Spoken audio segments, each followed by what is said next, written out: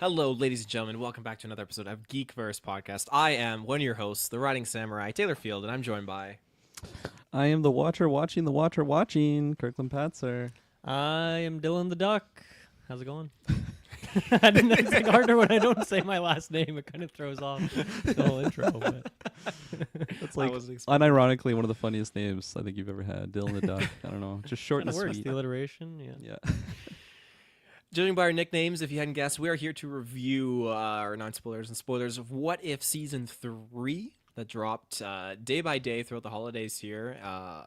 Can't wait to discuss that with you guys. But before we get into it, a couple of plugs. You can find us at Internet Connection in the search bar. Geekverse.ca is our home base. Geekverse Cast is our Twitter. Geekverse is our Facebook. And be sure, do me a big personal favor, you check out that Patreon because you can get ad-free, early, exclusive episodes and content. It's a great place to go. And with all the Superman stuff that's been popping off lately, just make sure you write this down because we got all the Reeves Superman films on there that we've retroed, Supergirl and Superman Returns. So lots of Superman stuff popping off there. It's a great place to be. And lastly, our Patreon producers, Aaron Braden, April of Darkness, Jack Grant, Muds, Sam, Superbad Mike, The God Loves Me 69, Jeremy Ryder, and Charlie Randall. You folks are fantastic. We love you very much. Thank you. Thank you.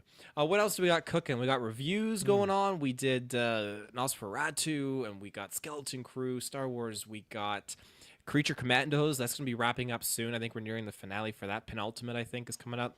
And then we also got Dexter that we're also deep diving into, Original Sin. So lots of stuff all over the feeds. It's a great way to cap off the 2024 year with all this stuff. Dylan, what do you got cooking? You got some side quest stuff going? Oh, the meanest brew of side quest is the meanest batch of side quest is ready to go. So I'm all over the place today. Game of the Year episode has just dropped as of Tuesday here, New Year's Eve. So check that out. It's me and Kirkland, and then Taylor makes a cameo appearance as well. So if you want to hear our games of the year, no better place to go than checking that episode out. Nice. Anything you got, Kirkland? Another September 5th review or anything? No. 10th, maybe? I'm only going to do the one September 5th review. No, nothing cooking as we creep into the new year, but yeah. Cool. All right. Well, let's get into our non-spoilers thoughts for What If. And I mean, who wants to take it away? Because this is quite the show. I'll grab that multiversal baton. Yeah, I think I've always been very mid on What If, and honestly, I couldn't even, if you asked me right now, trivia questioned me, like, what are the episodes from the first two seasons? I don't know. I think I'd maybe get 25% of them right, maybe. Like, I feel like it's kind of in one ear, out the other to some extent, just because it's not really my vibe. I don't love the writing. I don't love that, like, some of the actors aren't the actual actors, so you get someone, like, trying to do an impression. I think the writing's, like, generally just kind of mid. But I actually think this season was pretty decent. Maybe at least 50% hit rate of there's some actually like really interesting story stuff going on, and then you also had just some fun, stupid scenarios, and I enjoyed those as well. The timing of this is quite funny. I feel like just because of the production cycle of all these things, this feels like it should have come out like a couple of years ago in terms of the kind of characters that it's highlighting to some extent. But then also there's a episode really featuring Ironheart, and it's like that show got delayed and hasn't come out yet, and that feels really weird. So I don't know, it's kind of strange. It seems like they kind of just wanted to get it out the door, put it over the holidays like they did last year, I guess. And this is it, right? They confirmed that this is the final season of What If. So overall, I kind of enjoy it. I think it does a good job of bringing together a lot of the storylines that we have had from the previous seasons, like the bigger ones.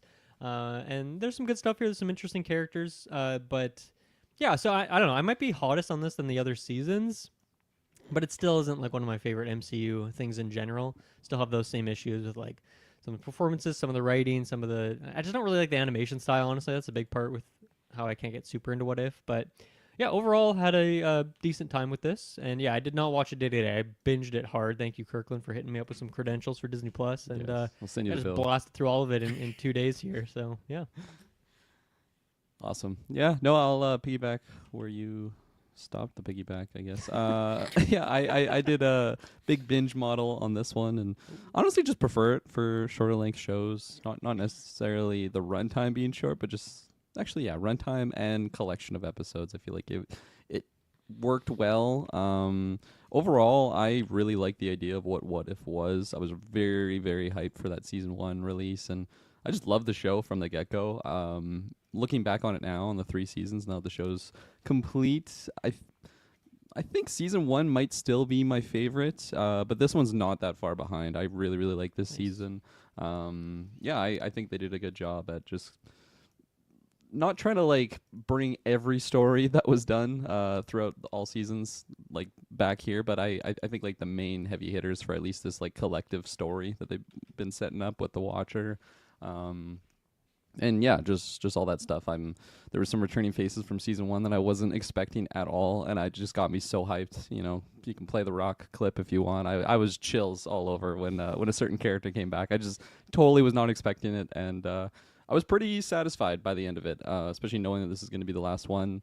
I was curious how I was going to round it off, just because there's such like major scale events going on in this world, right? Like we have Celestials like that are a big deal, but like this show just goes so much further than that, and I don't know, it doesn't feel like really feel like it's completely affecting maybe my other MCU stuff, which is nice. Like it would have sucked coming off this show. It's like, okay, well, what does this mean now for the overall health of just where we are in the timeline of what the MCU is? I think this is a nice piece that supplements the overall MCU very well, and a show that I'll definitely be returning to just because I really like some of the sequences. Probably skip some of the episodes that I'm not too fond of. I think this season had a couple little, I don't know, I'll say sleepers, not in the sense of like a sleeper OP, but just putting me asleep a little bit, especially watching it late at night. But no, it was a good, just a good season, and I actually really liked the animation style. I was a little bit unsure on it, but I really did end up liking it by the end of it. I feel like the colors just pop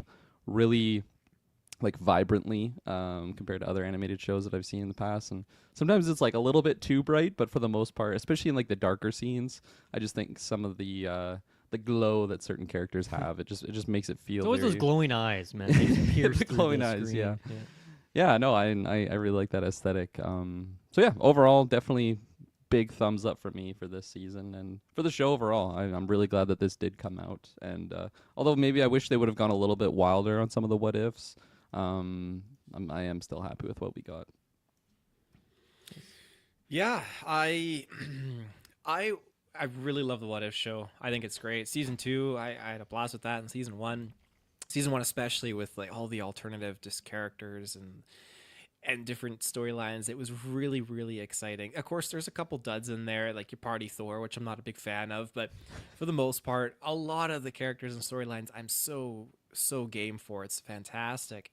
And so when this came out, this was awesome. I just binged it. I did not follow it like day by day, because I thought, okay, this will be much more exciting to go through and just do in one lump sum. But I am a little bummed out with most of these stories. There's probably only 2 episodes of the bunch that I liked. One I thought was really, really good, but most of this season just felt like Party Thor just expanded and spread over, and I was not having it. I thought there's way too much comedy going on in here, and not to compare, but I've seen other people make comparisons, and so that's what made me think like, well, you know what? The writing is very different. Obviously, it's different universes and different franchises. When you have Creature Commandos and you have What If, but I feel like What If just is turned into, which is totally fine, moving forward on this narrative that it's created from the past 2 seasons. Instead of just really kind of staying true to that what if and getting super zany with it. And maybe this is zany in its own way, and it's up to interpretation for everyone. This is just my own perspective. But I just think that the stories that they were going for in this were just a little bit too comedic, too, I don't know, like instead of what if, it's like, what the fuck, I guess is more like I would say. So, I mean, he does say that at one point in this, doesn't he? He's kind of like, yeah, it's less what if and more what the hell. Yeah. So I just think that they kind of missed the mark a little bit. The most exciting part for me of this entire show was the closeout to the finale episode when they were kind of closing that out, and we'll highlight that later in this. Yeah, I thought, holy fuck, like, oh my god, it was just crazy. And that's what I feel like they should have been doing more of that instead of the weird stories that we got here. But it is what it is, and that's that's What If for me. So anything else you guys want to add before we get into some spoilers? I think not. Okay. Well, we're going to take our quick first ad break, and we'll be right back. And we are back. So where do you guys want to start? You just want to go episode to episode? Do you want to just all I together? think we should go or- episode by episode. Sure. Okay. First episode that we got is what if the Hulk fought the Mech Avengers? I mean, throw it right back at you, Taylor. I feel like if there is an episode you're gonna like, it's got to be the Kaiju Marvel Kaiju battle. Is this one of the episodes that you enjoyed? I thought I would like it too, but it didn't really sell me on it. Like I'm not. I feel like I'm getting too hulked out right now with the She-Hulk and the Red Hulk, and now But you're not tired of Scar's Scar. coming. Scar's coming. I need a little more Scar. Scar was in this episode. This would be a 10 out of 10. This would be great. But I thought there were some cool beats in here, and this is definitely one that I enjoyed watching. It was very Godzilla, yeah, kaiju oriented, like you said. But the giant mech suits, I'm not super into that. I'm not like a Gundam kind of guy. I don't even know Right. if people are operating those or how that works, but I don't know anything about Gundam. But it's just, yeah, it's fun. I think it was neat how Bruce was trying to like rid his Gamma Hulk whatever, but I feel like that's a storyline we've seen so many times, him trying to deal with it and axe it, and so he did, and then it created this weird kaiju version of that could like gremlin out these other versions of himself or something like that, and yeah, again, it's a cool what if scenario because the Avengers die and you get the like the extra side Avengers that come in to try and save the day and whatnot. And just Bruce turns into like the giant apex creature thing, which I don't know if that's actually from the comic books. I've never seen this Hulk version before, but Yeah, I guess some of these would be, and some of these wouldn't. Like Kahori is like a new character to the this was her introduction in What If, right? So I guess some of those stories would end up being a bit different, but maybe that's one they grabbed from a certain comic book run. Yeah, I think this one I didn't really care much for the story of it. And I think a big part of it is like that's once again the what if thing. I don't know if Mark Ruffalo was the voice here or if it was someone that does a really good impression. But if it was Ruffalo, I feel like he really phoned it in. Like I don't feel like there was much gusto in the performance. I think Anthony Mackie, which that did sound like very much like him as well. I think he did a better job there, and I bought more into some of the lines that he had. But Ruffalo really felt like literally just on his cell phone called into the booth and like got that recorded and just like went on his merry way. And also it feels like, did that make any sense for him to like, okay, this gamma situation is a problem. Let me blast myself with more gamma radiation than ever before and see if that fixes it. It seems like super risky maneuver. But yeah, I did like some of the people we got, like Shang-Chi, who's, a big part of this whole season. And then Moon Knight, he didn't really get to do a whole lot, and we didn't really get the fun Moon Knight isms of him, but it was still cool to see. I guess it was more Spectre version in there. So yeah, I like this episode enough just for like the fun, crazy scenario of it. But yeah, it's not one I'd rewatch and not a story that I'd look back on too fondly. I fucking love this one. I thought it was amazing. Hell Yeah, I'm not really a Gundam guy, but I am a big Voltron fan, and this felt a lot more like Voltron in the sense of them actually like combining and making like one like mega suit. That's a big thing in Voltron. There's always 5 of them, and it's just like a different limb essentially that they assemble. And I love the design of the mechs. I also just felt like some of the camera shots made this feel so epic. Like there's a lot of low shots looking up, and it just made the giant creature and all of his lackeys just look that much bigger, and like the scale of it. I was vibing with all of the action that this episode had.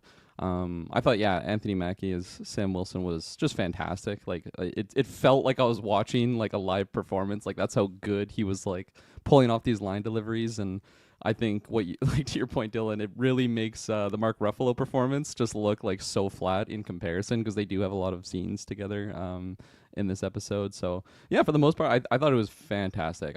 This is one that in the trailer I was looking forward to, but like I don't know. No, I didn't think it was gonna hit as well as it did, but I thought it was a banger way to start the season, and I really dug it. The whole like explanation of like how it happens, I feel like that doesn't really bother me at any point of this What If series, because it's just like, well, what if this happened? And then I don't really need an explanation. It's just like, well, Right. yeah, okay, I guess what That's if the point of the yeah, episode. yeah, like what if he actually managed to separate it? So for me, that didn't bother me at all, but I can definitely see where you're coming from. But yeah, for the most part, like I'd give this episode like 2 thumbs, honestly. Like it was such a banger start for me, and made me made me think maybe the following ones weren't as hot. As a Mm. little preview there, but anyways, yeah, two Is thumbs. so obviously we've talked a lot about how there's been a lot of rumors of like a World War Hulk storyline. Is that at all similar to what we're seeing here? Is this like what that storyline is about? I imagine that's not the direction they would go in the MCU, and if they would, and they are planning on still going that direction, like they wouldn't spoil that by doing like a what if episode spoiling Right. that same concept. But it seems like it could be that kind of idea where like Hulk like creatures kind of own the earth and now they're going to live on this island and could at any Right. point kind of seep back out there. I'm guessing it's quite a different type of storyline, but I guess it seems like a similar type of idea. Yeah, I mean, as someone that has like very little knowledge about that actual storyline, my assumption is that it's not the case. I assumed it's a lot more of maybe smarter characters. I'm kind of just pulling that from like Marvel Snap and some other Hulk-like characters that I see. They don't seem that dumb, you know, like Right. Emperor Hulkling, is that his name? I'm like, that guy Yeah. seems like he's got his wits about him. So, yeah, I don't know. That's kind of my uneducated thoughts. Mhm. Yeah, and because I was also thinking about that too, just because of how much of Captain America: Brave New World seems like it's going. You know, obviously Red Hulk is in there. We've Yeah. heard that the leader, or I forget if we've seen him in a trailer, but he's in there. Mm-hmm. And even the girl from the first Hulk, whatever's coming back for that one, right? The love interest character, or like that was a rumor Oh at yeah, some point I too. forgot about that. So it's just like it's a lot of blending of the Captain America, like the Sam Wilson Captain America, with the Hulk stuff, which is kind of what this episode is too. So that's where I don't know. It feels like they're once again like I don't know if this is supposed to come out like ideally before, like after Captain America was supposed to come out in terms of like how that storyline was supposed to work, and I guess they just decided, whatever, put it out anyway, or maybe it's not related at all. But it seems like there's an idea there of pairing up those two characters and seeing some different variations on them. One thing that really made me laugh is when you have I guess the big Hulk, and when he's taking out the Apex and he's like taking control of the army, and he like blasts someone like gamma juice, and then he just like breathes it back in. I don't know why. I just could not stop laughing at it. It looks like so cheesy. It was so goofy. Those fumes. Well said. Those fumes. Yeah. I don't know if I have much else on. Oh, other than just like I guess the Exodia like Transformers moment of all of Mhm. them like clipping together and making the one super Avenger Mhm. assemble. I thought that was it was great. I mean, it's just fun. Yeah. Oh, I was feasting. Yeah. On that. Cool. This next episode, this one I really was just not. This one really pulled me out. Oh, the what if Agatha went to Hollywood? I was clocking out here. Now I like the Agatha show. I thought that was awesome. Really enjoyed it. But everything about this was not doing it. I like the concept that she had to get like trying to do this spell and tried to take the energy of the celestial inside the earth. Good shout outs to Eternals, but other than that, like the whole Hollywood scene, I was just no. Yeah, for me, this is one that it started lower, and I just kind of assumed it was going to stay that way throughout the whole episode. Especially like I was saying, like coming off of episode 1, I'm like, holy fuck, this is awesome. I'm gonna love these major threats that we're dealing with throughout this whole season, and then this is just like going into Hollywood. Took me back a little bit, like some of like the song and dances. I was just like, oh man, like I'm checking the runtime, like seeing how long it's going to be. If it's just going to be a musical episode the whole way. That being said, it did actually transition into a more enticing episode for me, especially when they deal with like the Celestial coming. I'm assuming it is Catherine Hahn. It sounded exactly like her, and I thought she was just bringing it as always. Like she really just felt like Agatha.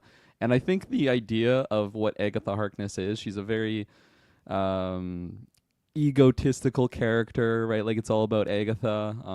That the show does a big point of emphasis on that, of what the character is. And I feel like she pairs so well as a Hollywood character, because it's like actors can be known kind of snobby and like just thinking that they should be in the limelight. I'm not speaking for all actors, but that's just like the most stereotypical view of them. And I feel like the character of Agatha actually fits that really well. So when she's talking to Howard Stark and like, well, we got to bring in an actor so that I can outshine someone, right? Like if I'm the only one there. So like I feel like those traits fit the character of Agatha really well. And the visuals of her becoming this like cosmic princess was just beautiful. Like I just really love the look of all that. And yeah, no, I thought it was good. I like the back and forth between You never remember the gentleman's name, Kingo? the actor, Kingo. But yeah, the actual Kumail voice. Nanjiani. Yeah. Another one that I'm assuming it was him. It sounded exactly like him. Mhm. So I thought him and Agatha, like it was fun to have those two together because we haven't seen that in live action. So yeah, overall it ended up kind of surprising me by the end of it. I did end up passing, and if it's X-Men 97, I'd probably give this one like a solid thumb up. Like I actually really did end up liking it, even though it started not that hot. So yeah. Yeah, I think something we've talked about with What If a lot is that it seemed like originally the concept of this show was supposed to be like, okay, we're gonna take some moment that happens in the MCU movies and like here's like if there was a deviation here, what could have happened instead?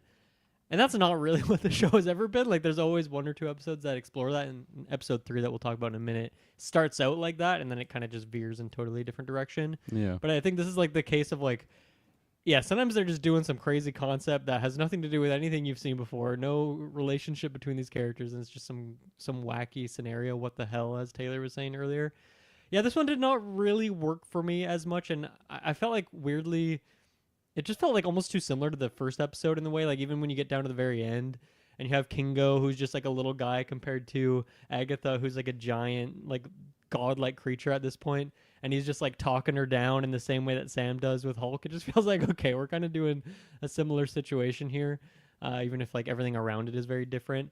I do, in theory, I love the concept of this. I wish I could have loved this episode, but I'm unfortunately with you, Taylor. I just didn't really enjoy the ride a whole lot. Although I guess it was fun to see like Howard in a different version, Howard Stark. But yeah, not my favorite episode of The Batch. It was weird him just trying to like he knew everything. He knew that he put his chips on her being a witch, and then they were joking about alien and whatnot.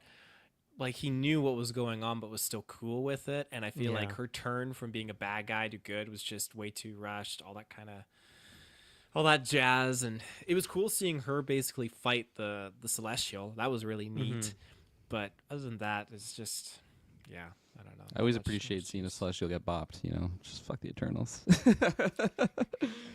A lot of Eternals representation this season. Yeah, across the board. There is, yeah. Makes me, well, no, I can't say makes me wonder if Eternals 2 was scrapped and these are some of the storylines they were toying with. But I'm sure there's probably a little bit of inspiration from what they were thinking they wanted to do with these Eternals characters, and then having some of that brought into the What If scenario. Because I don't think we got Eternals in the previous What If seasons, did we? Not the first one, at least. Not I the thought we first did. one. First one Maybe the came out second in one. season 2. before Eternals even released, I believe. Yeah.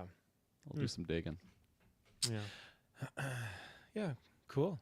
We may move on.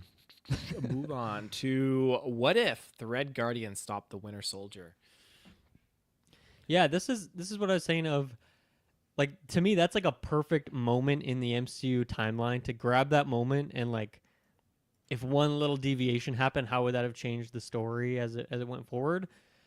But like that's not really what this is. Like you do change that one thing and it spirals out, but then it's really just like a whole set of new characters. And Red Guardian had nothing to do with any of this in the first place. So I don't know. I like once again I like the concept of this, but then I think it just goes a direction I'm not a big fan of. I do think there are some actually really good like bromance moments between Red Guardian and Winter Soldier, but for the most part, and once again I don't know if this is I just forget the actor's name who plays Red Guardian. David Harbour. Harbour, yeah. Like I don't know if this is him or someone else doing the voice here, but goddamn, I just found him so grating in this episode. Like just going over the top with the kind of Russian parody angle of it. It just felt like it was so annoying. I was Get ready wanting for to like mute Thunderbolts. it. I know. I'm hoping that'll be like a more realistic character where this is more like animation, bombastic, Yeah. crazy, over the top. He's being silly. But yeah, hopefully it's a little more grounded and not. I mean, I haven't Yeah, watched more Black Widow in a characters too, while. right? So Yeah. like the spread won't be just on the one character. So For there's some sure, hope yeah. there. I did think it was fun to have Goliath in here. I think that was a fun character that we haven't seen in a while and we won't really ever see. It was an interesting place to bring him up, but Voiced by Lawrence Fishburne, too. yeah, sounded good. So yeah, this episode definitely had its moments more so than the last two for me, but was still overall just a little too grating to really enjoy it. Yeah, I think I I don't know. We're gonna go through all of them, but I think this is probably the lowest on my list for the whole season. It wasn't like necessarily terrible, but like you said, Dylan, I did find the Red Guardian character quite grating here, and in my mind, like I was just thinking about the next like appearance of him, which of course is Thunderbolts, and I'm like, oh man, like I really like the trailers of like the humor Yeah. that was around that character, but I am just hoping that we got Yelena and like other characters for him to bounce off of. It's not just the two, but yeah, it's also funny how you brought up like the idea that what the show kind of was setting up to be, at least for our thoughts or our view, which was just taking a moment that like we know and like just twisting it, and then of course that isn't the reality because we got episodes like the last one, and throughout the whole show it's kind of been like that, and I makes me think of like maybe that was their initial goal, but then they just had these different ideas like fuck it, let's just throw some of these almost filler like episodes in the mix when we have this like contained story. And I don't know if I would have like preferred that being the case because there is some goofy ones that I actually do appreciate, but I guess we'll never know. That's another what if in the real timeline. What if the What If show was done differently? But back to this episode, I thought, like you said, Dylan, I thought they had some good bromance moments between the two of them, but for the most part, I was just kind of checked out. Sounds extreme, but this is definitely one when it was in the wee hours of the night, and I was starting to fade a little bit, and yeah, getting a little bit sloggy to get through. But yeah, I don't know. Mm-hmm. I like how you put it, Dylan, because you have one deviation that totally changes the course of action here. In this case, Stark's parents stay alive, and things become very different. And I think the fact that Stark's parents are alive at the beginning of this episode would have actually warranted a very different outcome at the end of this episode, where we see Red Guardian actually with the Avengers team. I don't feel like that would have been the case had Stark's parents actually lived in that situation. I feel like all those events are very significant in changing the dynamic here. But again, it's so minor, it's not the case. Everything in between, I fucking hated it. It was just brutal. I couldn't stand it. I'm sorry. It was way too much over the top kind of quirkiness, and I think this had a lot of potential. I was looking forward to seeing Red Guardian and Winter Soldier kind of have this dynamic with each other, but Red Guardian was just way too Red Guardian, and that does make me a little uncomfortable thinking about the Thunderbolts. But I think that there's enough other characters in the Thunderbolts that it'll actually help detract and pull down instead of it being like super Red Guardian centric. So I think that movie has that going for it. But here, with him leading the charge, it was just a lot. It was a lot. But I really did like seeing all the different characters in here, like Obadiah Stane coming back as the Rook. That was kind of cool. And then getting Giant Man, is that him? Goliath. I always forget his actual like human name. Yeah, so that was very cool. And I was not expecting that when he actually like activated his power suit. That was really neat. But yeah, there's just again, this is just like not the third one because I like the first one, but the second one in now for me, where I was just not feeling great and feeling really like, holy shit, starting to yawn at this point, unfortunately. One thing that, and this might be nitpicky based on like what you were saying earlier, Kirkland, of like, oh, well, this is the idea of this is that it is different scenarios and we don't need to buy into all of it. But one thing that really bothered me was that Winter Soldier could just like override his mind wiping with like the power of friendship. It just seemed like that's so opposite of what that character is, and like it's like if he could have done that the whole time in the MCU if he was just like a little bit, if he had a bit of a better friend or something.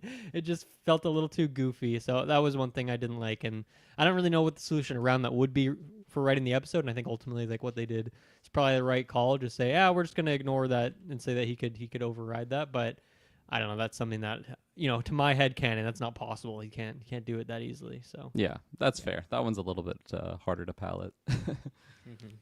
Especially because it's like, are you just saying that him and Steve just weren't good friends? Yeah, I guess so. He wasn't a good enough friend. Yeah. Well all for me on this one. Okay, well, our next episode. What if Howard the Duck got hitched? Discuss. Yeah, this one, another one that honestly, as it went on, I ended up liking it more. I thought it was going to be a big dud at the start of it, especially coming off last episode. Again, this is getting in the wee hours of my watching experience, so I was like, okay, this is going to be the one that I pass out on for sure. But I actually stuck to it, and I did end up enjoying the Howard Duck dynamic with. I was gonna say Kat Dennings. That's not her name. What the? That heck's is her actor's character? name. That is What's her Darcy. character's name? Darcy. There you go. Yeah. I actually like the two of them together in a weird way. I feel like Howard the Duck for me. I feel like he's an overrated character. I feel like I just don't really care about this guy. Awful movie, and just the significance of what the character is for the greater MCU. I just don't feel it. He just seems like a bit of a weird side. Pretty weak Marvel character. Snap card too. So. Yeah, I've never even had him in a deck before, so there you go. That goes to even cards that are terrible that I really like, I'll throw them in a deck. But Howard the Duck has never made that transition. But by the end of it, like I think it just had enough humor in here that wasn't like over the top, like slapsticky humor. Like it fit the overall tone of what the episode was. I like the different moving pieces at play of like our threats that were chasing them, and yeah, like it's not gonna be my favorite episode by the end of it, but I still ended up enjoying it. I love seeing Loki in here. Sounded exactly like Tom Hiddleston. Maybe I'm just, I'm in the snowboarding vibe, so we go to like Jotun ski village, and I ended up really liking all that stuff. So, yeah, overall, honestly, thumbs up for me on this episode. Yeah, I gotta say, like this one for the same reason as the Agatha Hollywood one, like just kind of a crazy scenario that I'm in theory not into, but I kind of loved this episode. I guess I just found the writing to be much funnier. Maybe it's because it was just an even more absurd setting with like two characters that we already kind of accept as being a bit like goofball type characters. So I don't know, it really worked for me. I feel like, and that kind of just because I like put my guard down in terms of the seriousness for the episode, it allowed me to really buy into like how goofy all of the characters were, and like, oh yeah, this is just like a universe where things are extra silly, even though there's like this big scheme going on from all these different armies waging war over this mysterious egg. But like, I love that Loki stuff. I think that is so funny. I just like their relationship between Howard and Darcy. I thought it was like very cute. I love when they go on this Grandmaster tour, like that whole dinner, breakfast, whatever time of day it was scene. I thought was really funny. He's like trying to figure out the menu, but she's just looking up and seeing what's happening.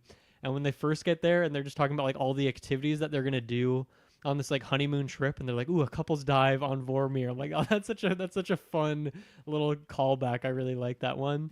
And then just seeing like Caecilius in here, like that was a nice surprise. I liked having him back. I don't think it was Mads Mikkelsen doing the voice for this, but it was still cool to have that character back. I liked having Nick Fury in there, like Fury out, doing his little teleport every time we'd get out of there. Like Thanos being like a bit more of a silly guy was funny as well. And then Zeus, I feel like this is pretty fitting for what we've seen of Zeus, but him coming in there was pretty good as well. So I don't know. I just found this like rat race, like wild goose chase, wild duck chase, I guess, like episode. It was actually really fun for me. So I had a good time with this one. So, you talk about letting guards down, Dylan. I should have kept mine up because this was just not working for me again. Yeah. I think the cameos are wonderful and I loved it, but the story was just not there. I did not have any engagement into Darcy and Howard having an egg together and then everyone seeking after this because it was born on this special alignment, the convergence of the 9 realms. Was not doing it for me. But that being said, there was a lot of humor in here too that I also was not appreciating. When Thanos and the Black Order showed up, I was like, "Oh, this is so cool," but then they're being cheeky and like giddy and just not that kind of serious Thanos like that I want to see. And I feel like other iterations of Thanos in previous What If shows, he's been like that serious kind of that character. And again, I feel like, okay, we're just getting into that over the top kind of humor again. I thought it was funny with the ski village, but I also thought, no, that's not what I'm digging. But then I had to think back, like, okay, this is the universe with Party Thor, so maybe everyone is just in this weird kind of state of mind where they're just like party, and just not like their heads all not really in the game. Like even the Black Order, like, oh, we found this on Groupon. Like, are you fucking kidding me? I don't need to see the Black Order talking about Groupon and shit about staying at this ski resort. Like, oh my god, that was too much. So I wish that I could say I like this. The only thing I really liked was seeing the whole clash of characters, the Dark Elves, and then seeing Zeus and seeing the Black Order, Thanos, and all these different armies kind of clash. But their motivations and the fallout of that, I was not not really there for. I was not enjoying it as much. What did you think of like just the whole parental storyline of those two and their dynamic? Just given that they're first time parents, something I'm sure pretty relatable for you in your current life. The only thing I could relate to them as is that they're first time parents too. That is the only thing. The rest, no, not so much. There's not much I could really pull. So yeah, that's about it. Fair enough. Yeah.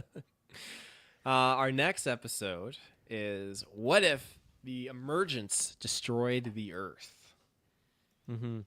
Yeah, this is another scenario similar to the Red Guardian one, where I think this is a really interesting multiverse situation where, like, yeah, what if instead of that celestial just popping out of the Earth, it instead just cracked the whole Earth and split everything up.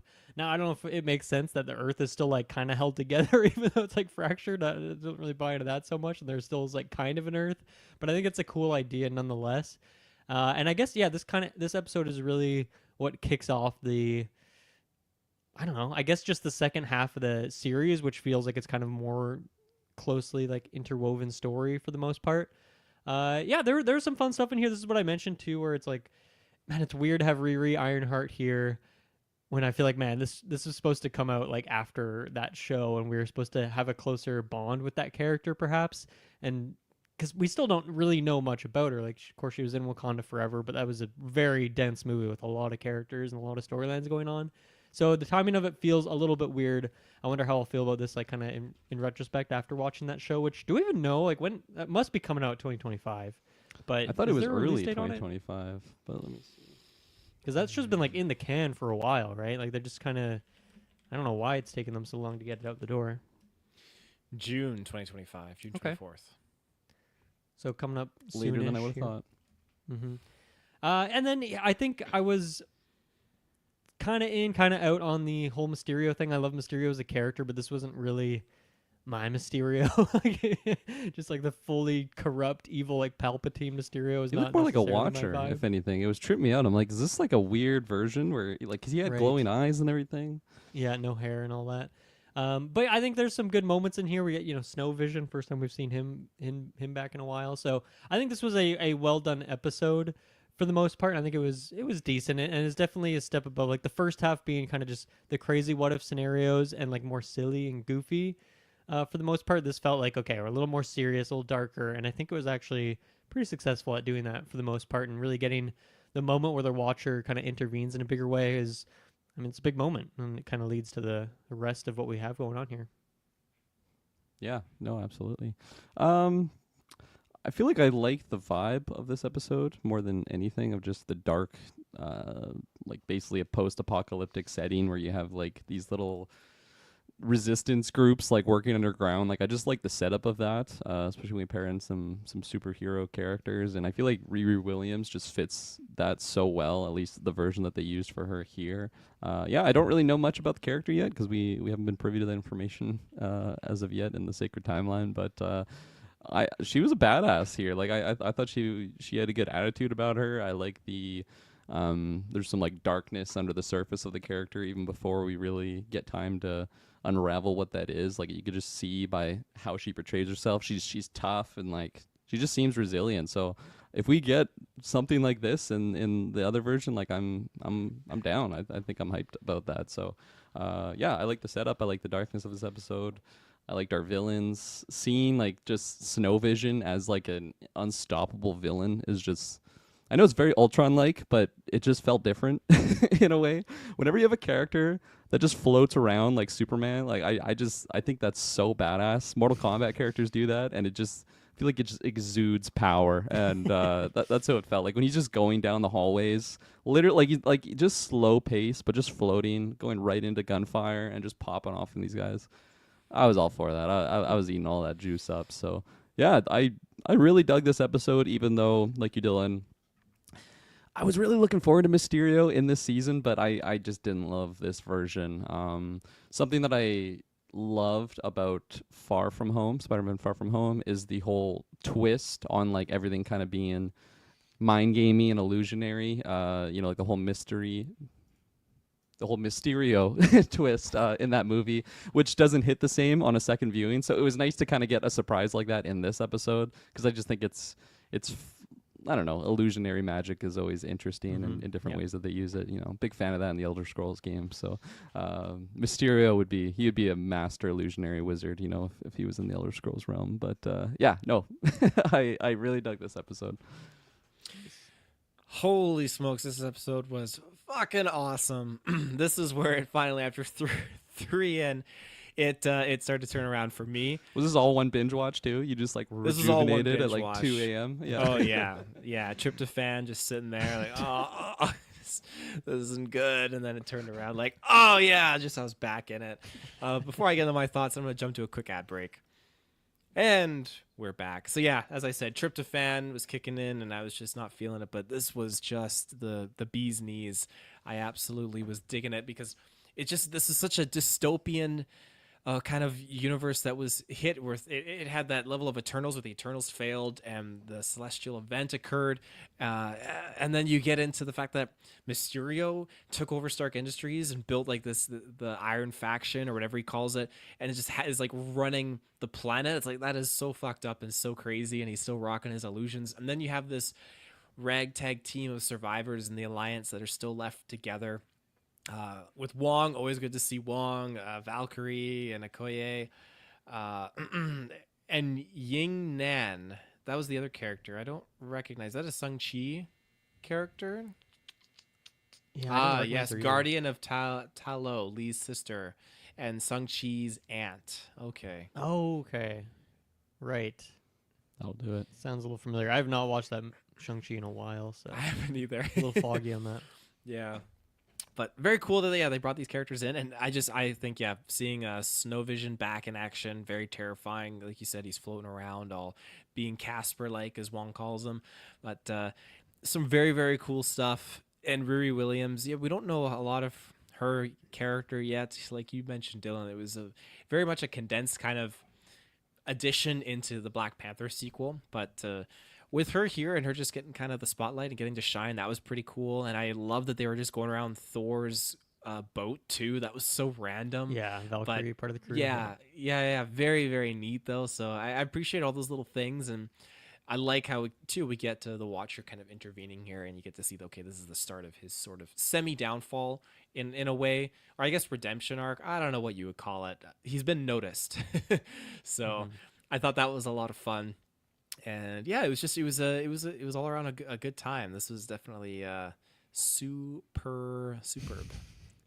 Do you guys think that Riri Ironheart is going to be a very big character going forward? Like, we can point out a lot of different What If episodes where someone really takes the main stage, like even Kahori doing some crazy stuff, and it's like, I don't know if they're going to promote that character. We haven't even seen her live action.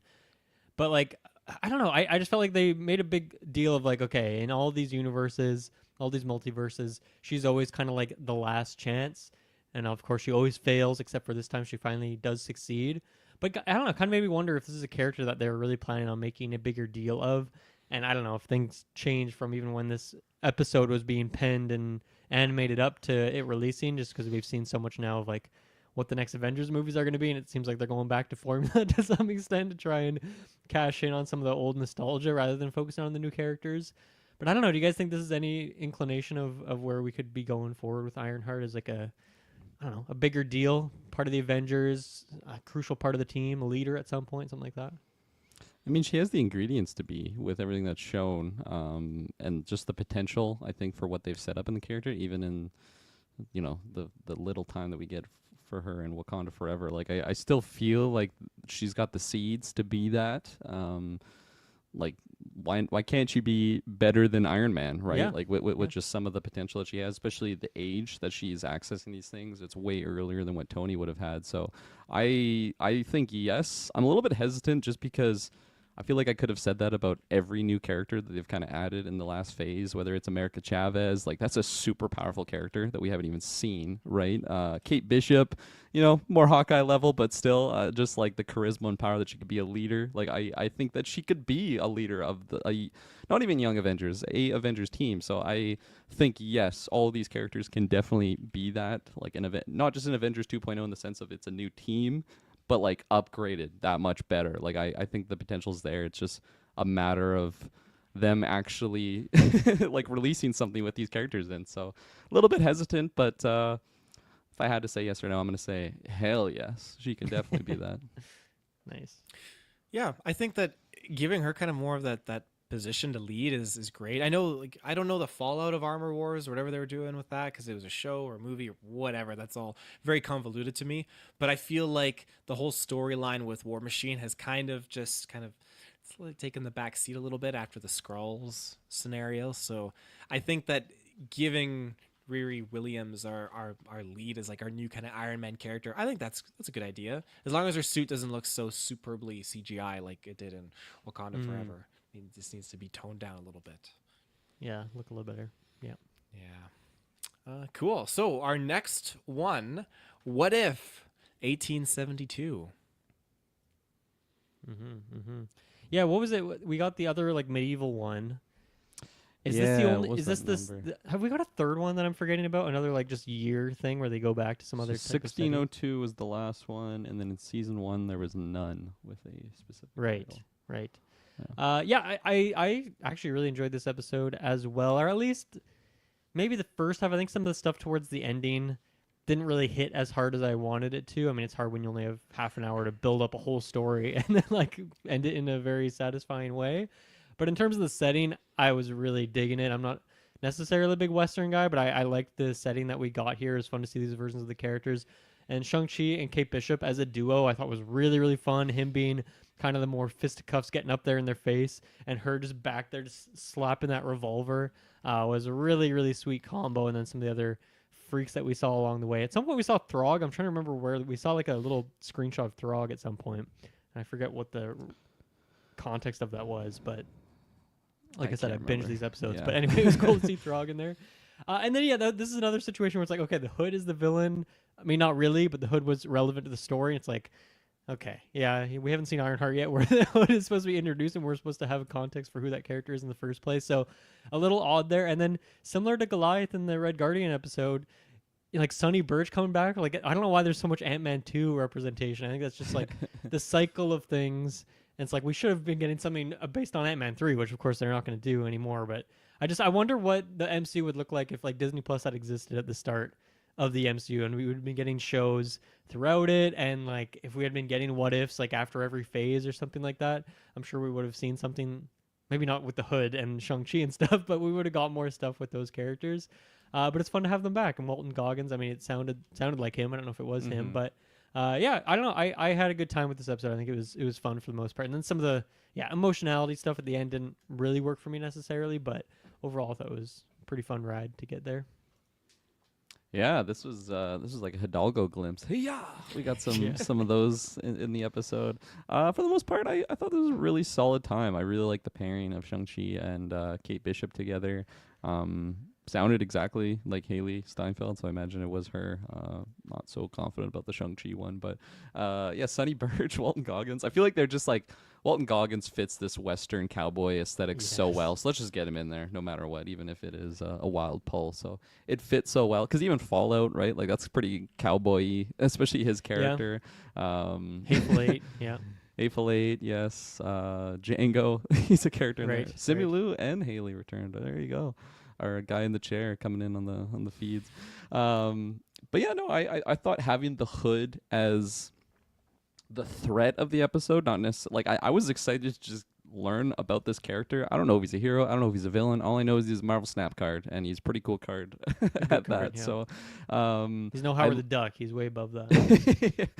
yeah, exactly. So I've used him many times, having many different decks, but I just was looking forward to seeing kind of more about what he was. Now that it's all said and done, I'm okay with it not actually being him. It was like a little switch around there.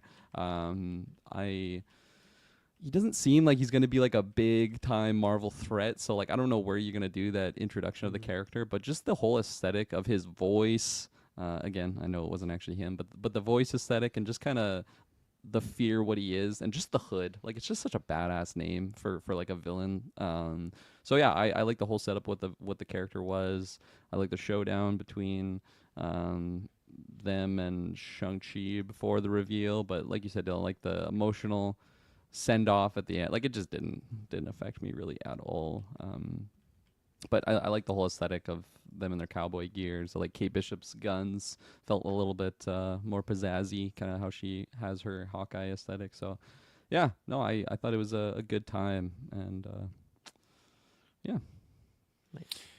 Yeah, I thought, this one wasn't as hot as the previous episode for me, but I still had a great time with it. This is cool, just getting the different time period and just the clash of characters with Kate Bishop and Shang-Chi teaming up together here. And then you get, I guess that was John Walker's U.S. agent, like cowboy guy, and all these different characters in here, and then you get a little bit more kind of going on with the Watcher kind of intervening again and being noticed. So there's a lot that's fun to kind of break down and pick apart with this episode. It's a good time, and I'm glad that the bar for me has been set with that last one, just because of how crazy they went in creating this alternative take. And this one is cool because it just feels like it fits in there, and it's what was established in Shang-Chi. You have those characters trying to go to find a better life in America, and then things go sideways over the next few years for those characters because of slavery and everything that goes on. So it's a wild story that they kind of they tap into. So it's a good episode. Yeah. I wonder to the kid, I forget his name in here, but he's kind of the tag along through this. And maybe he's another character like, oh, and this sets up the next generation of heroes, that kind of thing. So I wonder if that's a character that we'll see in live action if we ever get Shang-Chi 2 or something. I don't really know where else he would pop up. But yeah, I don't know. I wonder, that seems like a very intentional kind of character that they're bringing up there when they normally just pull from people off the bench that we've seen many times before. I guess we don't have a ton of kids hanging around in the MCU right now. I guess we actually kind of do. Now, the more I think about it, there are a few kids that we've seen in recent times, whether it's Thor's daughter or the young king, Wakanda there. So I don't know. It seemed like purposeful they went for that guy. And also, build up our young Avengers roster somehow. All of our exactly, young Avengers are aging. Yeah, our 30-year-old Avengers. And then I don't know why, it was just the animation. His dad that he kept trying to save, to me, just looked exactly like Chris Pine, and it was really weirding me out. And obviously it's in the What If style, and I was like, your father is Chris Pine? Is this Chris Pine's introduction to the MCU? What's going on here? I was just very confused by all that, but ended up not being the case. I'll take him. I love Chris Pine. Mm-hmm. Cool. So our next episode, what if the Watcher disappeared? Discuss. Yeah, this is definitely setting up to the big finale. And I just love this episode. I thought it was, I kind of see these as a part 1, part 2 for the finale, in the sense of it being so combined. So I might accidentally cross over. So I apologize if I do at some point. But no, I really like the build up. I like our team. Our main. I didn't really think about it, but it's kind of an all-female roster. Yeah. Hey, for this badass pairing, we got Birdie the Duck, which kooky in a way reminds me of a kooky version of Rogue. I think it's the hair, definitely. The 80s hair, and just some of her one-liners. I thought it was Rogue for a couple seasons, no doubt. I'm glad she said who she was, because in the earlier episode when we have the baby version, I'm like, who the fuck is this character? Are they gonna say her name? But yeah, here we are later on. So we get her in the same season, so I was happy about that. And I like the dynamic of her with everyone else. I think everyone has pretty good chemistry together. And just they all seem such a big power up for a big threat face off, which is what you need to take on the Watchers. Clearly they weren't enough. They had to call in the backup, which this was the sequence where I was standing up off my couch. I was just so hyped to be getting Infinity Ultron back. That was probably my favorite just moment throughout the entire show, including all the seasons. I think even over the Strange stuff, maybe I can be debated that back and forth depending on the day. Maybe I like the Strange stuff a little bit more, but I just think for what Infinity Ultron really was on a scale, it's like a Dragon Ball Z level threat of a power level. It's just incalculable how how powerful that character is, and I just love how we like that's who we're calling here, and they're just mentioning how like in other multiverses, like yeah, no, he really just defeated everything, and he's just chilling. He's just on standby mode because like what else are you gonna do when you conquer the entire known existence? So I like how we call upon here. I feel like his whole like switch to the good side might have been a little bit easy, so maybe that's a little bit of a grievance I have. Yeah, we didn't with really it see there. it. Kind of just happens off screen, right? He's just like, oh, I defeated everyone, and now I'm bored, so I guess I'll Yeah. save life. So like a little He bit. hasn't faced a Watcher before though, so maybe that was the kicker for him. Because like, But this but is like what- he's like protecting life, right? He's like, now that I've done all this, Mm. I was seeking out peace, but you can't have that without whatever the line was. I'm already paraphrasing it, but then he just mentions how like, yeah, now I have to like save life, and I don't know, like maybe I misread the situation, but it just seemed pretty easy. I was just happy to have him there, so I didn't really care what the reasoning was, but yeah, that was a nice surprise for me, and he like absorbs the whatever shard, I can't remember the name of it, and he just gets even more powerful. Like I just love the idea what this character everything. yeah. It good shout out to Crystal Skull there, Indiana Jones. But yeah, no, I like this character in a what if scenario. Like it really hard to have a character like this in the live action just because he is basically beyond a godlike level of power. But for the what if series, I loved him in season 1, and I'm happy we had him back here. And yeah, it was a good guy turn. Yeah, overall, I thought this was a really, as much as I didn't really love this series as a whole, I think this was a really great 2-part conclusion to it. Like just as a whole, I think this is did a really good job of, we've seen the other Watchers ish, but like fine, like really it's just been Uatu who've seen as a character, and even having like the switch up now. This might be episode 8 once again. I might be bleeding the things together here, but like switching, having like the other Watcher do the introduction of the show, like just explaining like what the concept is, I thought was really interesting, a cool little creative take. And overall, yeah, I loved the team that we had here: Storm, Kahori, Peggy, and Birdie. Like Birdie just being a new character for me as well was really fun. And like, man, Natasha Lyonne as the voice of Birdie, kind of crazy. Like, it's a pretty big star. You would have thought they would get, since this isn't like a crossover with the live action, it's pretty crazy that they got her to do this. And like when I first saw her or heard her, and I was like, oh, is that Rogue? I'm like, man, what a great casting for Rogue. I think that would be an interesting take if they did that in like the live action. I feel like we've all kind of theorized they might go like much younger for the X-Men route. So I don't know if she would be the case if she's Birdie here, but I thought it was an interesting combination. Then realized that she's playing a different character, but it still kind of works for me anyway. I really like that crew. I really like the story around it. I think it was just really, really well done, just 2-part finale. So I don't know how much more I want to say about like specifically episode 7, because I feel like, yeah, it really is more of kind of introducing the team, introducing these characters and their dynamics, setting up the Ultron stuff, and then we kind of kick over to episode 8. But yeah, I thought this was like just overall really, really great 2-part finale.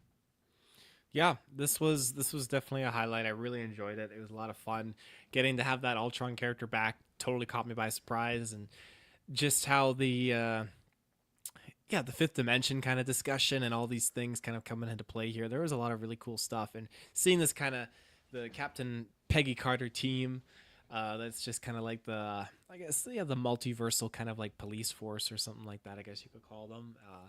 Just very, very cool. And just getting the clash of characters. It definitely threw me for a loop when we had, oh God, I forgot her name already. Birdie, yeah, just popping in here. Because I was thinking, yeah, okay, who is she? And yeah, that's okay. That's a quick character from what we saw a few episodes ago. And yeah, I think the action was fun. There's a lot going on, and it was really just a cool concept just to bring in, Ultron. He's already juiced up on the Infinity Stones, and he's juiced up on like fifth dimension material, and just all around juiced up. And yeah, it was just what a desolate, like depressing situation when they appeared there, and he's just standing there, like just what's left, like there's nothing to really engage with or do anymore. And you're right, Kirkland, his turn was pretty quick, but I guess I can let that slide too, though. It's not the end of the universe for me. End of one universe. Yes. So we got the finale, number 8. What if? What if? Is that what it's called? I didn't called even notice What If, that. What That's If. crazy. Yeah. Yeah, I guess the interesting this kind of starts rather than like picking up right off the cliffhanger. We go do a little origin story of Uatu getting inducted into the cult of the Watchers, whatever you want to call them there. Which was I think it was kind of fun to see, but it was also like we skipped so much of his origin. We don't really see where he comes from, how he gets his power, how any of this really works. It's kind of just his first day on the job, so to speak. So I don't know. It was still interesting to see because obviously you don't want to do like a half an hour origin story in the finale of a season or a series either, right? That's not the nicest thing to do. So yeah, I think this was more just the crazy kind of battle episode after we kind of got all the setup from episode 7. And I think it delivered in that way. Like once again, that crew is so fun. They all get their new suits and then they go up against the Watchers, and that's similar. You mentioned Dragon Ball Z earlier, Kirkland. Like this was just DBZ level battles, planets exploding, flying around. Everyone can do the like Dragon Ball flying, smashing into each other, huge orbs flying everywhere. It was a really exciting battle episode, which I think sometimes is a weaker thing for me in What If. Some of the action stuff doesn't always hit, but I think it really did here, which is the best time to have it hit. Yeah. Yeah, no, absolutely. Actually, one thing I forgot to mention, episode 7 was the shifted intro. I really dug how it wasn't Uatu. It was, I wanted to say the Enticer, but that's not his name. What the hell was his name? No. Oh, it's the something like that. Eminence. Eminence. The Eminence. There you go. I knew it was an E something. The Enticer. The Enticer. I kind of like that more. Enticer. Maybe that was the other guy. But yeah, no, I really like this, like the setup of just kind of the origin of the Watcher. I feel like it was just revealing some questions I never really thought to ask about how someone even becomes a Watcher, or like what is just like what it takes. And although we didn't go through the whole trials and boot camp of what a Watcher does, I just like the dialogue that they shared in those moments. Just kind of sets up the significance of just watching, just being a voyeur essentially on the entire existence, and it just adds a little bit more meaning, I think, to Uatu's decision to not just watch and actually intervene. And even at the end of the episode when he's speaking again to the good old Enticer, and just revealing, I don't know, just some things that he didn't really see, how they're watching so much. And well, they're watching everything, but like sometimes even those that are watching can just miss out on some of the beauty that exists. So I just thought it was a touching little end back and forth there. And something that kept tripping me out in this episode was when Uatu was just like with the other people, and when they like suit up and you just have the Watcher with these like purple gauntlets, and like they're kind of bobbleheady looking guys. Yeah. So like when they were all like together, I don't know, it just seemed like his scale of his body was like normal with everyone else, but his head was just still so large. Yeah. It seemed like when you get like big head mode, in old video games. And even during battle, that. like their heads and necks don't really move. Like their whole bodies are flying around, but their heads somehow stay completely still. It felt like a I don't know, like a Snapchat filter or something at times. Yeah. So that just kept kind of getting me. But for everything else, like all the action, I like the setting too of when we were in that kind of in between realm where the Watchers are. Kind of remind me of like the end of Interstellar, like how that kind of looks with just the different shapes and stuff. Like they're just clearly in a different realm of existence. So they're behind the bookcases. Behind the bookcases, yeah, exactly. But yeah, no, I thought it was a really solid way to not only just end the season, but to end the whole show altogether. Yeah. Cool. This episode was, the action was fantastic. I was eating it all up. This is great. There's different levels of this series where I feel like, okay, we're all familiar with Avengers, and then they'll go above and beyond where it's like, okay, now we're not just dealing with Avengers. This team is like something else, like Avengers or whatnot. But then we got here like the Mighty Avengers and all that. Like I like when they've leveled up and it's like a whole like a upgraded roster. And so they're already a very cool team. But when they get juiced up and like take the oath of the Watcher and become like heightened beings, it's like that was so cool. Then you got the Eminence. the Incarnate and the Executioner. They're all like sacrilege, like and it's like fuck, like this is just so cool. Like this guy Yatu's just spilling your fucking secrets that are eons old to all these people and just using them against you. It's so awesome. And I was eating it up. It was super super cool. And the fight scene was just like the whole episode. It was so long and it was great. And when they like, I didn't. You guys are talking about how their heads don't really move, their necks don't really move, and so then when they're fighting, like, it's just so weird to see them actually fight. Like when they relinquish their robes and they just have like armor on. They got like Thanos style like gauntlets on their hands and these celestial weapons. I love their And weapons. They were so cool. that was so cool. Mhm. It was very cool. So when they were fighting too, it was just like the fists, Yatu, and I'm assuming the Executioner, one of the other guys. It was just like full on crazy fists going like nuts. So that was awesome. But yeah, everything that was happening was it was so crazy. And then you got Peggy, that's just being as noble as ever. And I thought that it capped off in a really great way where you have them in Strange's universe and they can't use their powers here, and just like they look up to the stars and you hear that subtle musical cue, and Strange is just like creeping down in space watching them. Super cool moment. Yeah. Super cool. Yeah, that was great. I guess I should shout out to like, Ultron.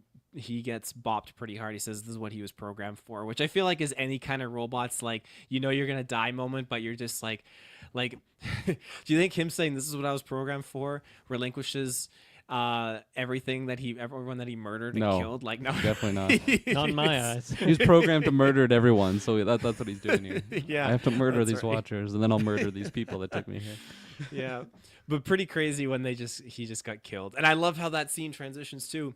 As soon as they cracked his head, this is right when our group basically had the idea, okay, we need to get to Strange's universe. And as soon as they cracked Ultron's head, Yatu's like, it's too late. And then they just like appeared in his ship, like, no more running. And then they just casted him out. It was just, Yeah. that was so great. Yeah, it was a good showcase of just like we see Ultron literally take out all of existence, and then he's souped up now. He's got the shard, and then he's doing everything he can against the Enticer here, and the Enticer just stares him down, walks right up to him, and yeah, just grabs his little skull. So I thought it was an epic moment. Yeah, I think it was just a really good job of capping off everything that we've seen in the show to this point, like taking some of the highlight moments and the strongest beings that we've seen across these different worlds and kind of having that culmination moment with the Ultron and Strange stuff.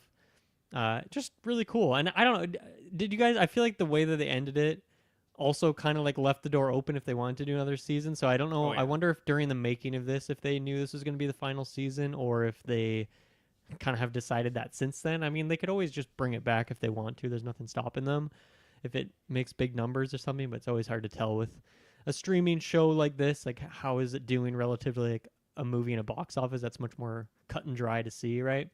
But yeah, I feel like they still kind of left the door open, even if they did a really good job of maybe not tying up every loose end, but like the most important, the most substantial ones that matter. Mm-hmm. Yeah, the pieces are there for them to pick it up if they want, but they still kind of close the chapter on the Watchers and that situation. So yeah, it was a smart way to do it, because if they end up wanting to pick it up again, it's not like they have to start from scratch and like remember that story. Well, this is another version of that. They can just build upon. We can still get Uatu in there.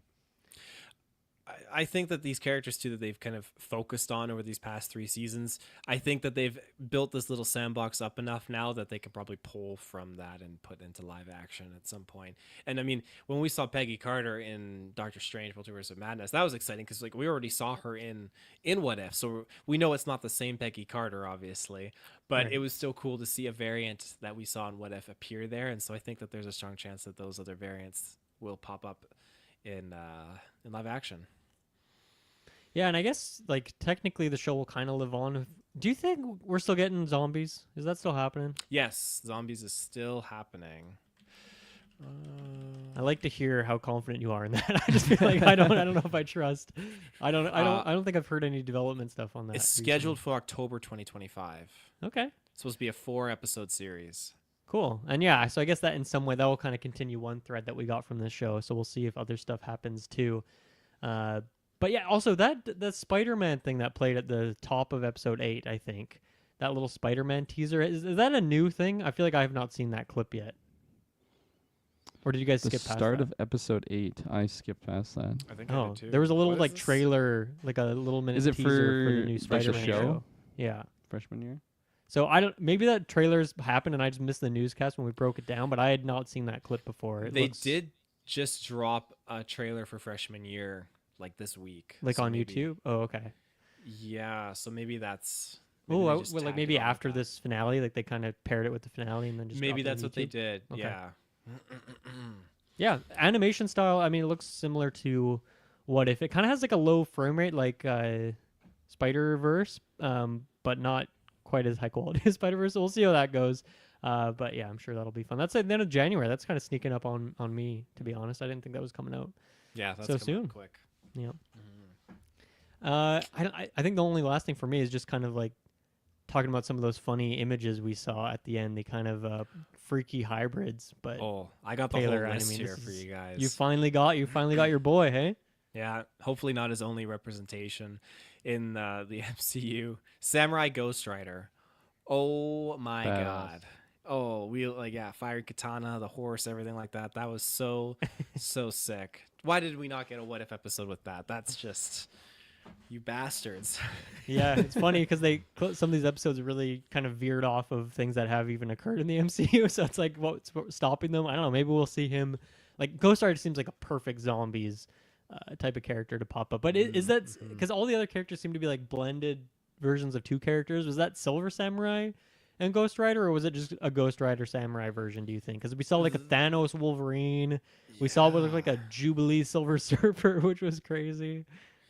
That's a good point, actually. I mean, from what I had found, it didn't seem like that was really the case, like the description. But I mean, maybe. I mean, it fits. It totally fits. And you're right. All of these characters that they showed are basically combinations of other heroes. Yeah, there was so- like a Hulk Strange or a Hulk Wong or something like that.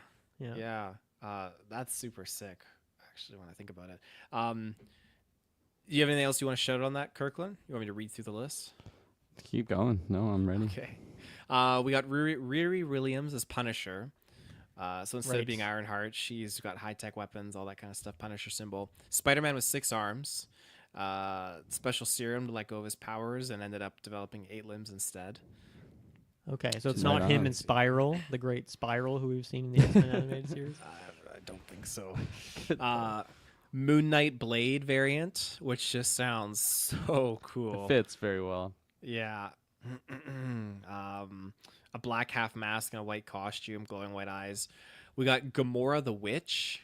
Gamora's appearance. Yeah, they tattered went by white really dress. fast, so I didn't catch every one of these. So They went by That's good. really freaking fast. Wasp, Miss Marvel. So it's like Kamala Khan yep. and Janet Van Dyne combined together. that was one character that I'm like, interesting. Miss Marvel didn't pop up because she wasn't in season 2 either, was she? Why do I think she was? I don't recall if she was. I don't think so. But yeah, that was one that really surprised me that we didn't get her. Considering we got like so many other people from these phases, or at least like representation from a lot of the different movies and series and stuff. Mm-hmm. I'm just looking at Iman's like IMDb because I feel like Yeah, she no would What have If. voiced it. No, what if Captain Marvel, but no Miss Marvel. Yeah. Anyway, sorry. Go on. Kingo in the Iron Man suit. That's pretty sweet. Okay. They labeled this as Maestro Hulk, but that's what you were showing out there, Dylan, with Hulk wearing like the cloak of levitation. Okay, and it's being a Maestro, not sorcerer. Hulk. Gotcha. Howard the Duck that was rocking like Scarlet Witch kind of garb, which is very cool. God damn, I gotta watch this scene again. I missed so many.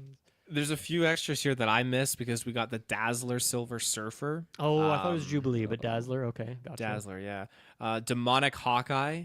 It's like a demon Hawkeye with like a purple suit and like a demon like head. A Skrull Captain America. That one was cool. There was a Deadpool. Like tons of like a whole bunch of weapons and stuff like that. A Cersei and Dane Whitman were seen dancing together in the finale montage. Cersei, that's from the Eternals. And then who? Who is the clone? Dane Whitman. Is that Kit Harington's character? Oh, I think it is. It is. Okay, Okay. that's neat. So they wore costumes that reflected fashion 1920s, 1930s. Sung Chi is Star-Lord. That's a very cool variant. Mm-hmm. White Scarlet, a variant of Wanda Maximoff, but she's wearing a red and white costume. That's kind of cool. Nice. Don't look Lady for me. Loki, saw that one in there as well. And then a young Hela. Okay. I think that's all that I was able to put on Just that a list. young Hella. Just a young Hela. They're all like Some of wild those were kinda mashups. It's like random. adolescent.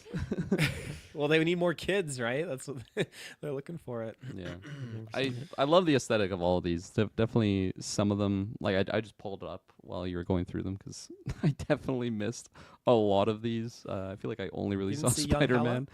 I did not see 2 years younger Hella. But I like, especially like the Hulk one where he's got like the mystic arts going off. It just reminds me of like when you have like a World of Warcraft, like an orc warlock or something. It's just like the same aesthetic. Hell and yeah. I Love just it. liked it. One question for you guys. So obviously the whole point of the Watchers, the rest of the Watchers going against Uatu is that he kind of broke his oath and he started intermingling with these worlds a little bit, and so we saw that where he whispers down to Riri to fight back essentially, and then at the end they're talking about all these other times that he's intervened. I didn't really like the Madison joke. It was kind of a funny callback, but I felt like the scene was very serious. So I don't know if we needed that particular one thrown in there. But I just because I don't have the greatest memory at all, just generally speaking, did we see other moments in the previous seasons of his intervening? Well, Because he I'm guessing grew- they were referencing like one or two that we saw. when Ultron became like super aware and could like see through the veil into the fifth dimension and see the Watcher kind of brought the heroes from different universes together to fight him. Right. And I okay. don't put that blame. I like that should not be like if he's got a list of like issues and like things that he did wrong in that court. That should not be brought up to like put against him because the Watcher got saw. Ultron got so powerful and Yeah. fucking saw the guy. So your name's clear. Yeah, like I wonder how the other ones feel about that. 'Cause it's like they're just trying to defend themselves really at that point. It's like I just got to assemble the strongest people that I've seen in all my days watching. But yeah, I was wondering just because all those references of times that he's intervened didn't seem like okay. Well, we haven't seen all of those, but we've seen some of them, and I was getting a little confused. But moral of the story is that he kind of went against it multiple times, not just that one time with Ryu. It was kind of a culmination of things, and then I guess this time it was just a bigger deal. It was like it had a bigger butterfly effect, and that's why they had issues with it. So it was cool though. I like that. That whole storyline is really interesting.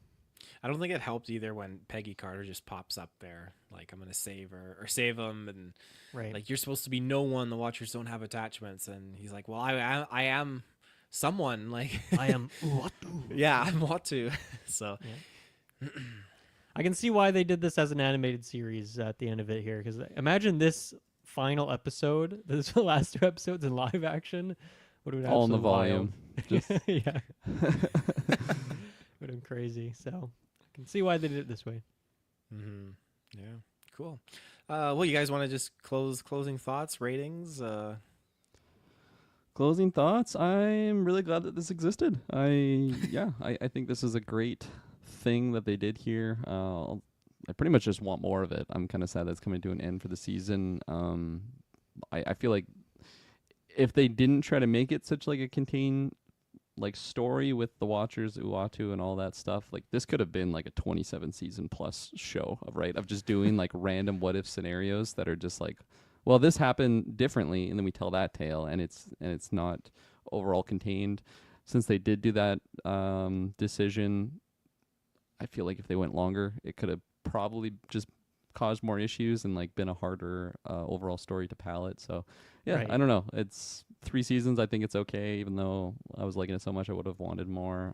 But yeah, no, I'm really digging some of these setups because it just seems like when you go on like I don't know like fan art of like what would it be like to have I don't know Hulk as Doctor Strange. Like we didn't get that episode, but we at least saw like the images for it. So I just liked this for those reasons, and I kind of sad thinking that we won't ever get more of that. So I am hoping that even if we don't get another What If show, we get something similar at some way in a Disney Plus setting. So yeah, no, I really, really dug it. I can't remember if we numbered seasons or anything. I was giving a lot of thumbs up this episode. So what are you doing there, Taylor? Are you thinking with those eyebrows or? No, I wasn't sure what you meant. Like if we numbered the seasons, and I was like, well, there's seasons 1, season 2, season 3. Roman I numeral realized- 3. I can name it for you. Let me help out. Like number ratings. And if we did, I would put it below season 1 because I can't remember what I gave those numbers. So if I had to rank them, yeah, season 1, season 3, and then season 2 would be the order that I would choose. But good time talking about it with you guys. I just had a thought. So of course every year we do an MCU draft where we draft characters that are going to appear Ooh. and stuff. I know where you're going with this. Like Taylor, you have Punisher on your list. Like, are you getting a point for this screenshot we got of like a Punisher variant, or is that that really- counts. It's gonna get Oh, that complicated counts. really quick here. Because I got Ironheart on there too, don't I? Taylor does not have Ironheart. Oh. No. Sorry, I hate to break it to you. I think we all knew that it got delayed, so I don't think anyone picked Ironheart. Yeah. But Kirkland, you have Dazzler, so Dazzler. appeared Hell again. yeah. I'll take the my points. I had Scarlet Witch. I guess there was like a variant of her that kind of Howard the appeared in Duck, there. Scarlet Witch, and I I guess don't think the anyone had Howard. Uatu, Travis had. Well, I mean, obviously Uatu's in there. Oh man, yeah, that's gonna be very complicated. However, we calculate I'm that. excited Sorry. to calculate it. Lovely. Got distracted by that. Yeah, final thoughts for me. I think that it's interesting. Like from the very beginning of the show, and it seemed like what they were doing more with season 1, I would say, and we didn't really see more of this until season 2. Is that this show isn't just 8 random episodes of random things. Like it is a interconnected series that was always kind of careening to this particular moment where it ended here, where it kind of brought a lot of things together. Now there are still a lot of loose threads left out there, certain storylines that we aren't getting, or things like that. And obviously we still technically have zombies, which is going to be a continuation of an episode from season 1, which is kind of awkward that we didn't get anything of in season 2 or 3, right? So technically, I guess what if you count zombies in there as like a what if scenario, that's just getting its own 4-parter. This series hasn't even really ended yet. But I think it's really bold and a much more difficult thing to write, to create a show like this that is much more ambitious than just crazy little one-off scenarios, but is instead trying to connect a lot of the threads, and along the way they do or don't. And even like the Howard the Duck thing, like that was kind of a random funny little episode, but then it turned out that it led to like Birdie, who we don't really see Birdie growing up or whatever, but we see that Birdie's like a huge part of the finale here. So it kind of comes together in a weird way, and we're getting characters from like that. Peggy was from season 1. Storm, I guess, was not from anywhere. This is her first appearance, right? And the Corey's from X-Men season 97. 2. Yeah, I guess yeah, not wrong there. So I don't know. I think that is a difficult writing challenge, I'm sure, and I think the fact that they kind of stuck the landing. Now, once again, I have not watched season 1 or 2 in a while, so it's like I'm sure if I did, I'd be like, oh well, here's all these loose threads that they left open. But I think they did a really impressive job. And as far as this season, I don't know, maybe it's recency bias, but I do think it's probably my favorite season. I didn't love season 2 so much, so I'd probably go season 3, season 1, season 2 in terms of my order. And I think the best thing for this season is that like all of the best episodes were in the back half for me, with the exception of the Howard episode, because I did really enjoy that one as well. But yeah, like it just had a really solid back half, and that's a great thing for a show to end for. Like if you want to consider this a series finale, once again, zombies kind of throws a little wrench in that. But overall, had a good time with this. What do I want to give for a number for this? I'd maybe give it like I could probably get a 7. Maybe that seems low, but I think it's just not really my cup of tea. But even though it isn't, it still managed to tell an interesting, unique story and had some good laughs along the way. So there you go. That's my final thoughts. Oh yes, this had some highs, but it had too many lows for me. So I'm definitely not very positive on the overall season 3. I think there's a lot of stuff that you could probably skip, but it's tricky to say that because it is one moving forward cohesive narrative, and so you don't necessarily want to skip because you're going to miss certain things and backstories on certain characters that are introduced. You could skip episodes 1, 2, and 3. Yes, yes. Season 1? Come on. Episode Yeah. 1. Oh, okay. I thought you Yeah. said all of season That would be 1. I'm really like, mean. I'm like, I'm not Jesus that mean, Christ, Kirkland. Dylan. Come on. You got Infinity Ultron in there. No, there's a lot of good stuff. That season 1 is for me. That's the bee's knees. That's my number 1 at the top of the list, and then season 2 I'd probably put it second, and then season 3 Wow. would be Yeah, I third. guess So yeah. it's a fitting numbered list for me right there. I'm gonna probably go after Kirkland shares his thoughts. You're too kind. I was just gonna say, I feel like you love season 1, season 2, season 3, and in this episode, you're making a point of emphasis how like the humor was really taking you out of it. I feel like you just haven't rewatched season 1 and season 2 because like throughout the whole show, they they definitely have that goofiness sprinkled throughout. Maybe this season has a little bit more, but I definitely feel like it wasn't too much off the needle in the sense of being goofy, but. Probably just You might be recency. It's right. probably just been grating on you. You Season might 1 be didn't bother right. you that much. Season 2 bothered you a little bit more. Season 3, here you are. You're like, fuck these jokes. I'm so done with this. After having a kid, it just turned me into a bitter asshole. I just can't take it anymore. No, Picture, I like, should. smoking a cigarette, watching the season. Every like joke, you're just getting more and more mad. Crushing beers, throwing them at the TV.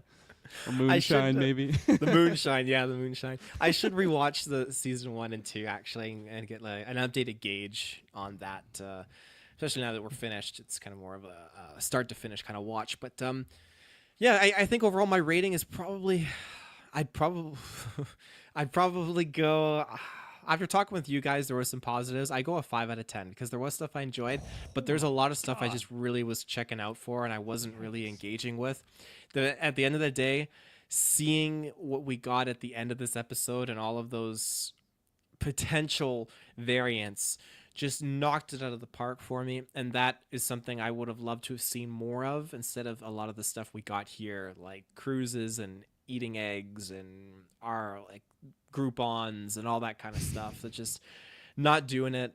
And so it's unfortunate that we don't get a lot of the stuff, mainly Samurai Rider. That's Samurai just Rider. potential greatness, but just cut too short, ended too soon. So yeah, Do you wish you didn't even see it? Because now it's like, well, fuck, they had the design. They clearly could have done a whole episode about it. Or you have Maybe he'll to pop up get in the image. zombies.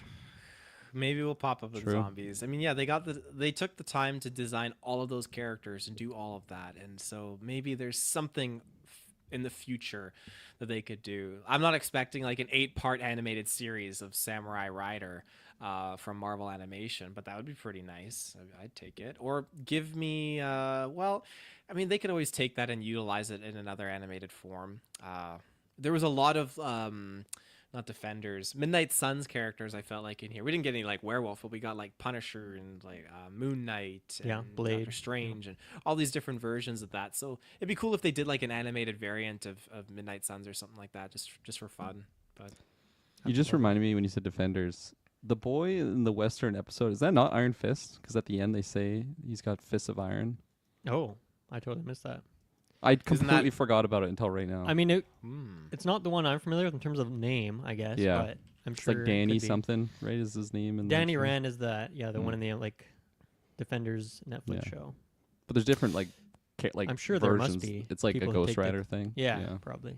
Yun Fan, is that a young talented fighter who is implied to have a connection to Iron Fist via the throwaway Oh. line? I think that might be I thought you were his name. asking us, but you were like posing it in a very Discuss. article, yeah, very article way. I think that was his name, wasn't it? In here? yeah, definitely it was. In Okay. Marvel Comics, Yun Fan is a predecessor of Danny Rand in the Iron Fist Oh, mantle. right on. He There you first go. appeared in Immortal Iron Fist Way number to go, Kirkland. 17, and he served as Iron Fist in 1878 during the Where Wild was West I era. when we were talking about that? Crazy. That's a good pull. Super great pull. Cool. All right. Well, there you have it. Iron Fist. We'll be back in the new year, 2025, with more wonderful Geekverse stuff. So stay tuned. Best and- year yet? Yeah, best year. Yeah. Best year yet. I'm sure we got lots of stuff like Golden Geeks and movie previews and all that kind of stuff. Or did we do the movie preview? We already did that with Travis a long time ago, didn't That we? was in the can, Taylor. It's in the can, yeah. So We Travis. do got to do a game preview though, so have maybe to do a next game week. Hell yeah. Okay, cool. Well, thanks again, everyone. Have a good New Year's, and yeah, see you in the search bar. See ya. Bye.